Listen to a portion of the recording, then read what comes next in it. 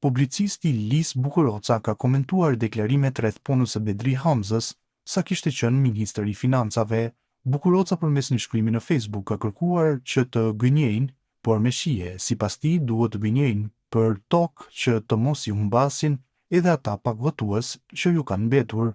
Askund në botë nuk ndërton ministri i financave rruga e shkolla e as nuk mund ta ulë tatimet, po e dëmtojnë shumë Hamzën. Ai nga 1 metër dru i bën 10 rrëmujsa, ka shkruar Bukuroca në vim shkrimi i tij plot. Ministri i financave 2 vite dhe ka ba betim, rreni por rreni pak me shije ju lutem. Hamza pas ka ndërtuar mijëra kilometra rrugë, ndoshta mijëra metra, ose Mitrovic-Berlin, 100 shkolla e Mitrovica Jugut me 16 katunde i ka 28 shkolla, pas ka zbritur tatimet si kuvend, rrini për tokë ju lutem se po i humbin ata edhe pak votues që ju kanë mbetur. Askund në botë nuk ndërton ministri i financave rrugë shkolla, as nuk mund të ulë tatimet, po e dëmtojnë shumë Hamzën. Ai nga 1 metër dru i bën 10 rrëmujsa. Analisti Halil Geci thotë se Shtetet e Bashkuara të Amerikës dhe Bashkimi Evropian në fushat janë krah Albin Kurtit. Geci përmes një shkrimi në Facebook shkruan se perëndimin ndryshojnë qasje në kulmin e fushatës dhe kjo sipas tij i jep fund iluzioneve për tolerim ndaj lojrave të blyfishta të Beogradit. SBA dhe BE në fushat krah Kurtit, mesazh i qartë politik për Serbinë, opozitën dhe rajonin. Perëndimin ndryshojnë qasje në kulmin e fushatës duke i dhënë fund iluzioneve për tolerim ndaj lojrave të blyfishta të Beogradit.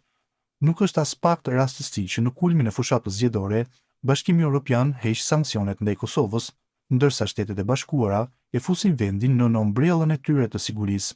Këto veprime përbëjnë një sinjal të fortë politik. Perëndimi ka zgjedhur qartë anën e tij.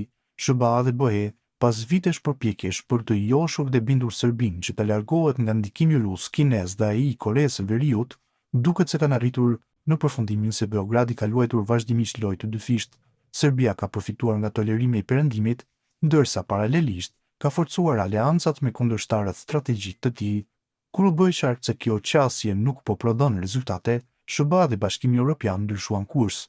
Jo rastësisht, në fillim të fushatës zgjedhore në Kosovë ata vepruan fuqishëm në mbështetje të qeverisë Kurti.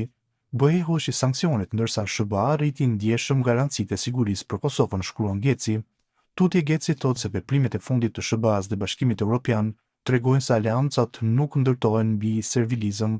Ky është një mesazh i drejtë për drejtë jo vetëm për Serbinë, por edhe për opozitën kosovare që ka ndërtuar narrativën e saj mbi idenë se Kurti ishte izoluar nga aleatët perëndimor. Realiteti dëshmoi krejt të kundërtën.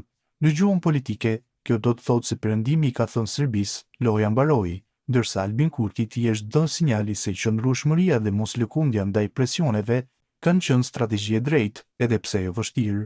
Tendimet e fundit të SBA-s dhe BE-s tregojnë se aleancat nuk ndërtohen mbi servilizëm, por mbi parime dhe besueshmëri.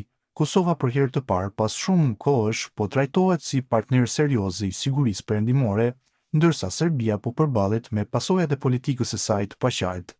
Kjo është një kthesë e madhe politike në rajon dhe një goditje e fortë për të gjithë ata që ndërtuan strategjitë e tyre mbi gabimet në leximin e perëndimit, përfundon Geci.